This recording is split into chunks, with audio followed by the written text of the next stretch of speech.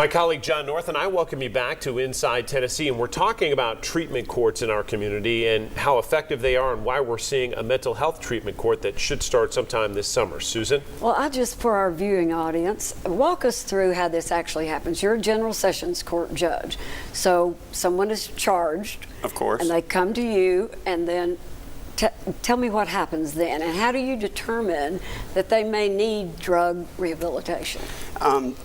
First of all, obviously, you need to have someone who's criminal justice system involved, and obviously, I sincerely have compassion for those persons who are not criminal justice system involved who need treatment, but we make our treatment available. We make this available to persons who are charged with crimes, citizens who are charged with crimes.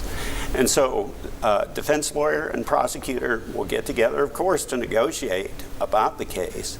And in the course of doing that, they discuss the fact that someone who's accused of a crime may have a mental health issue or a co-occurring disorder of substance abuse and mental health, or they may be a veteran who's been in active combat, who's had traumatic brain injury or post-traumatic stress disorder, and they discuss those things, and they discuss whether or not somebody would be a good candidate for Veterans Treatment Court or mental health court or recovery court.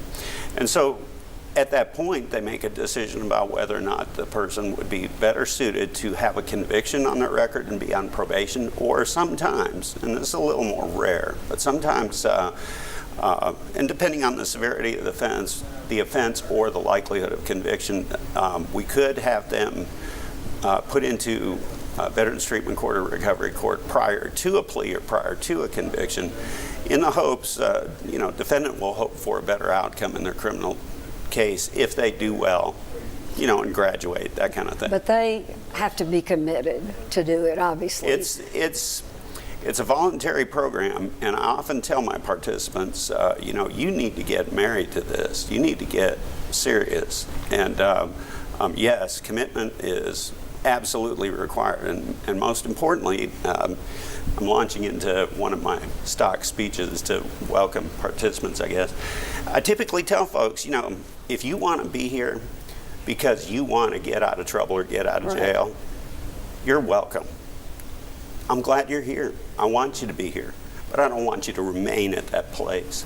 I want you to figure out that you should want to be here because this program can help you change and can help you with addiction issues. And is there but don't stop there. Is there a mandatory amount of time they have to be in the recovery? We've had a record of somebody finishing in about 11 months, finishing the program. We've had many people who have had years of clean time by the time they graduate. But the point I make to my participants is don't stop with just recovery. Use this as your opportunity to set about the business of becoming the best human being, the best version of yourself that you can be. Let's do the whole person. Let's do the whole shooting match. Let's look at it holistically and make positive changes. So, Judge, you and I have known each other 30 years. We could talk for hours about this, but we both know that the criminal justice system really is set up, if you use the carrot and stick analogy, it does a real good job of the stick. Most definitely. This is a carrot program. What are the real carrots that someone can get out of this program, other than getting better? Right. But if you have someone that comes in with a drug addiction, a veteran with PTSD that's committed some crimes, somebody with mental health issues that's trespassing, constantly aggravated trespassing in homes, these examples of what you see. What if they do well and get through that program in 11 to 24 months?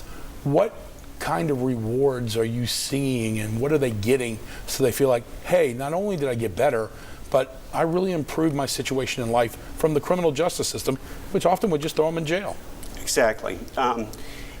The answer to that is simple and extremely complicated. Of course it would be. I would expect that from you. Well, we've known each other 30 years and you knew this was coming. But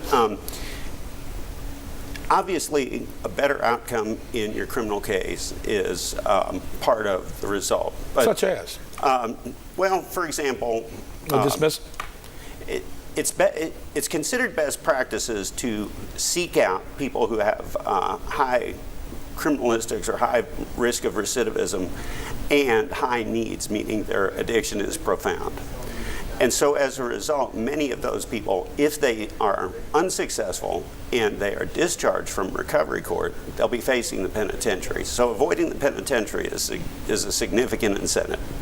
But, you know, that brings up the whole notion of best practices. And I myself am constantly concerned with how to do this better. And so one thing I would like to be able to do is provide day-to-day incentives. You know, I'd really love it if We can lift your curfew, I'm sorry? like lifting a curfew or extending a curfew. I like to keep the curfew especially early. But, you know, Well, for I example, if understand. somebody's doing really well, I'd love to be able to give them a little $5 gift card to go to get a burger at a fast food joint. Or, you know, and we would probably need a little bit more contributions from the community, to be honest with you. So I'll just go ahead and make my pitch. I'm not good at asking folks for money. But where does the money come from?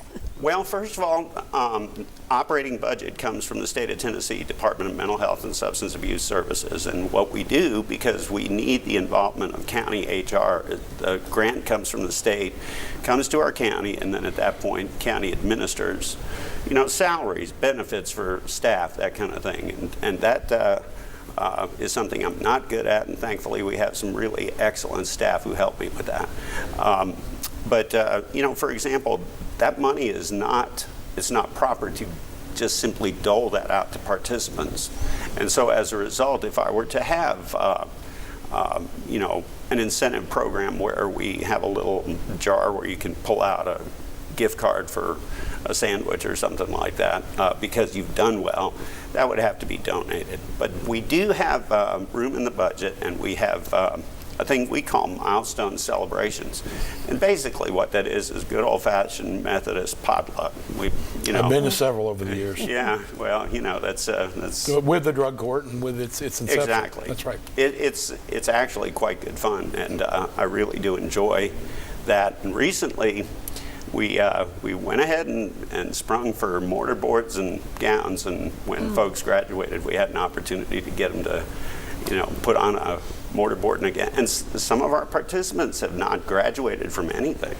Some of our participants have, this is the first time they have the kind of success where they can, you know, be lauded for really doing something significant. And last question, what's the success rate versus dropout rate? It depends on how you define it. If your question is Completion. success versus dropout, or who completes, we're in the neighborhood of 85%. Wow. Yeah. We're going to take a quick break. John North has been waiting patiently. He's going to do a rapid fire round of questions with Judge Cerny when we come back right after this.